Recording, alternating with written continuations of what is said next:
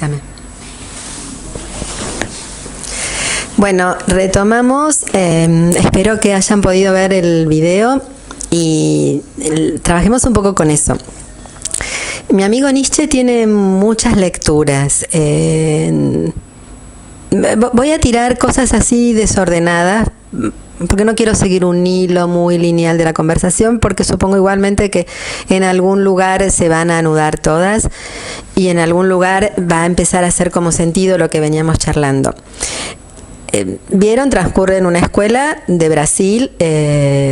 La primera escena es la maestra diciéndole al alumno que le está yendo muy mal en las notas, que tiene notas muy bajas, que no puede seguir así, que sus pruebas son un desastre. El pibe va a la casa, antes de ir a la casa, sale con sus compañeros por terrenos baldíos. Están corriendo a un barrilete, perdón, se me enganchó el anillo. Están corriendo un barrilete, el barrilete atraviesa una zona donde dice prohibido pasar, pero ellos, interesados por el barrilete y por seguir el movimiento de aquello que los toma, acuérdense que hablábamos de que lo real no es las cosas concretas, congeladas. Un motochorro le robó a otro, o en este caso diría un barrilete recorre el cielo. Lo real aquí sería ¿qué le pasa a los pibes que juegan con el barrilete y que se sienten motivados por seguir al barrilete?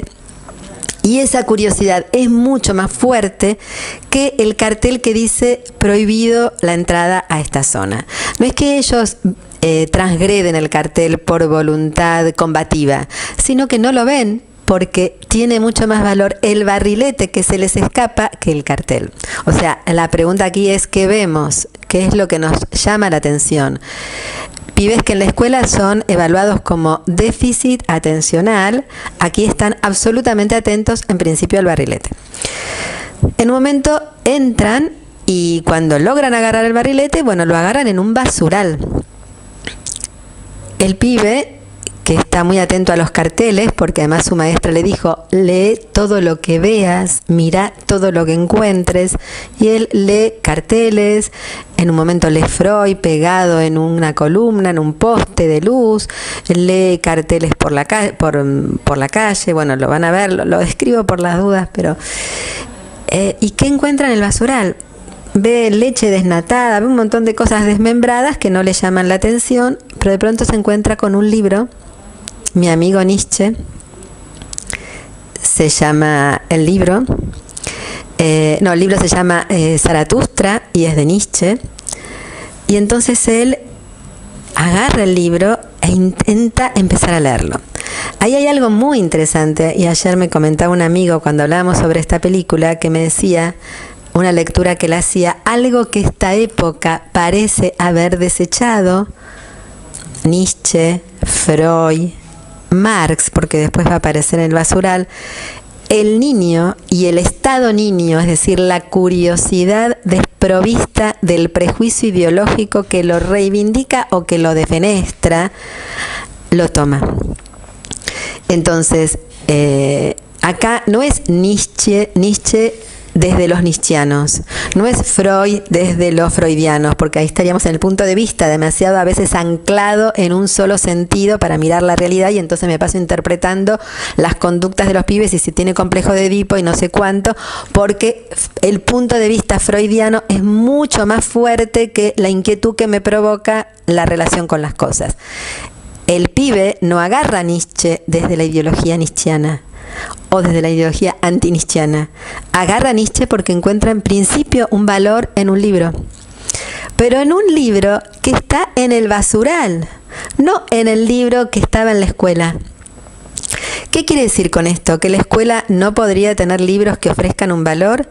Sí, pero lo que quiere decir que si hay un valor en el libro, no es atado a un dispositivo de obligación, no es atado a una autoridad moral que dice y dictamina, tenés que leer esto porque yo, docente, dictamino que aquí hay un valor, o yo, ministerio, dictamino que aquí hay un valor, sino que el libro tiene un valor en la lectura con el libro. O sea, el libro adquiere valor en la relación con el libro y no en la obligación formateada en torno a un dispositivo escolar. Entonces, lo primero a mirar aquí es que este niño que le iba mal en todas las pruebas y que era un desatento y que seguramente en algún caso le hubieran dado Ritalina, se encuentra en un basural con un libro de Nietzsche y lo recoge. Para él, el basural no es igual a lo desechable. En todo caso, es igual a algo que merece selección. Para cualquiera de nosotros, un basural es un basural. ¿Qué puedo encontrar de valor en un basural? Para este pibe, el basural es un lugar que le despierta tanta atención como otras cosas. Todo lo que hay ahí, no. Como el maestro de Detachment. ¿Cualquier agresión me resulta interesante? No. ¿Todo lo que hay en el basural le resulta interesante? No. El libro sí.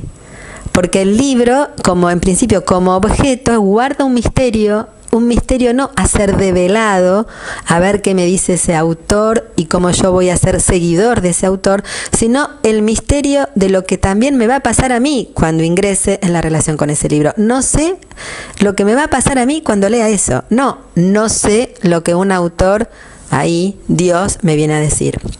Entonces me parece que aquí hay algo interesante para ver, que es, que el valor de las cosas muchas veces está en los basurales.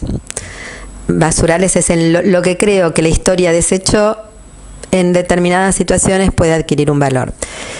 Este pibe empieza a intentar leer a Nietzsche. Cuando lo lee en su casa, la madre está preocupada porque lo lee una vez, y lo lee 2 veces, y lo lee 3 veces, y de pronto lee Superhombre. Superhombre para Nietzsche no es Superman. Superhombre para Nietzsche no es el exitoso, el que puede más que todos los demás. Superhombre para Nietzsche es aquel que se atraviesa a sí mismo y es capaz de desplegar voluntad de poder, voluntad de más vida. Aquel que está curioso por ver de qué más es capaz, y aquel que abandonó el miedo a la divinidad. Por eso Nietzsche, cuando dice Dios ha muerto, no está diciendo que nadie más crea en Dios, no le preocupa discutir con la fe. Lo que dice cuando dice Dios ha muerto es: ha muerto o debería morir aquellas fuerzas que nos debilitan. Si la relación con Dios no nos debilita, ok, cada uno es dueño de su creencia y esto no está en cuestión. El problema es cuando nos aferramos a cualquier creencia, a cualquier ideología, a cualquier cientificismo que nos debilita, porque toda la fuerza la ponemos ahí. Entonces, el pibe empieza a leer y la madre se asusta. Y en un momento la madre se asusta y ya van a ver cómo hasta aparecen situaciones muy graciosas, que es, lo lleva a la iglesia para que lo exorcice el cura, porque el pibe está poseído por Nietzsche. Entonces ahí vemos también cómo muchas veces la razón o ese sentido que nos arma consistencia en nuestra vida se asusta cuando vemos el poder de algo que no conocemos y lo queremos conjurar en vez de averiguar qué hay en ese poder y contagiarnos de ese poder. La madre se asusta del poder del pibe porque empieza a hablar y a decir cosas que no es esperable en un niño que debe repetir lo que sus padres o la escuela le enseñan. La maestra se asusta del niño porque en algún momento ella le dice: tus pruebas están mejor, porque aparte lo llamativo es que le empieza a ir mejor en la escuela. ¿Todavía sigues con ese libro? Y él le dice: sí, lo leí por 3ª vez. Y ella en un momento dice evaluación, y él le dice: nada de la existencia, no se puede vivir sin evaluar. Pero evaluar para Nietzsche es sin estimar la existencia, es decir, sin ser activo en la existencia y ver qué tomo, qué no tomo, cómo leo esto, qué me pasa cuando me pasa esto, cómo sigo investigando las cosas. O sea, estimar no es enjuiciar, estimar es valorar aquello que puede hacer crecer la vida o aquello que la puede debilitar. Cuando el chico le contesta: señorita, lo que pasa es que la vida es estimación de la existencia, y le empieza a hablar del superhombre, ella se asusta del poder del pibe, porque el poder del pibe es aquello que ella desconoce, y en vez de sorprenderse y conectarse con eso, empiezan todas las elucubraciones de qué le pasa a este pibe está poseído. Bueno, ya lo verán en la película, pero me parece que La película muestra claramente, primero, todo lo que muchas veces ciertas historias o cierto ensalzamiento de la novedad tira al basural aquellas cosas de la historia que probablemente tengan mucha actividad, como Nietzsche, como Freud, pero no desde la lectura freudiana o desde la lectura nietzscheana, sino desde la lectura niña, es decir, la lectura que no busca afiliarse al nietzscheísmo, sino que lo que busca es, no sabe lo que busca, encuentra cosas que le abren el mundo. Y creo que otra cosa que muestra la película es qué le pasa a la escuela cuando la escuela enjuicia y se arropa de un punto de vista que de alguna manera desmerece la posibilidad de leer las señales que los pibes, por estar en el mundo, corriendo el barrilete, en la calle, en el basural, traen y portan. Los pibes se encuentran con cosas y son, como decía el Indio Solari, hay un nervio urgente en ellos. Hay información en esos cuerpos que tiene que ver con los modos en que se relacionan con las cosas. La escuela está acostumbrada a leer los textos que deberían ser repetidos por los pibes, pero leer un texto también es leer una situación. Leer un texto también es leer lo que no sé, leer lo que me afecta de un encuentro, leer, como decía Godard, esos signos que en vez de estar inundados de significación, están plenos de preguntas. Bueno, me parece que la película lo que pone en escena es, por un lado, la pobreza de la escuela cuando la escuela está tomada por el punto de vista escolar, por el otro lado, el poder de los chicos. Pero el poder de los chicos no porque los chicos necesariamente tengan un poder, sino porque hay un poder donde hay una vida. Y donde hay una vida que está viva, que se relaciona con las cosas por fuera de un punto de vista que pretende congelar las cosas en un sentido acabado. Ahí hay un poder que si la escuela pudiera leer, pudiera tomar, seguramente sus posibilidades crecerían mucho más. Bueno, me parece que la película pone muy de manifiesto eso,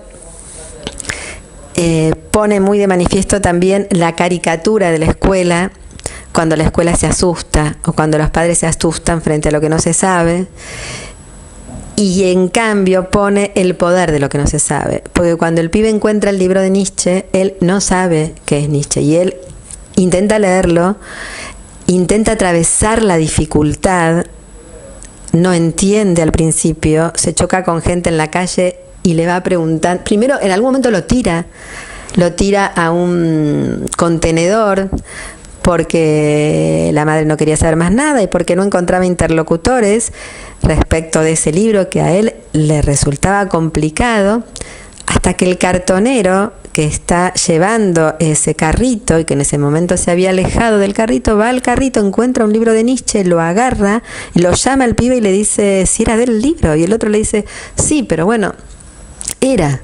No, le dice, tomá, léelo, este señor es un señor del nordeste.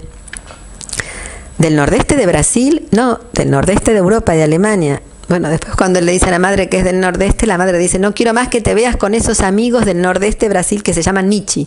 O sea, lo que para el cartonero, que está en un mundo, digamos que está más en contacto con la absoluta incertidumbre y la intemperie, no estoy diciendo celebrando esto, pero estoy diciendo es un dato, para el cartonero Nietzsche no era desechable, a pesar de que él trabaja con los desechos. Y sabía de Nietzsche. Y le dice al pibe, no desistas. O sea, él es el primer recurso que lo estimula a que atraviese la dificultad. Aquí hay un punto interesante que es justamente eso. Y volvemos al inicio.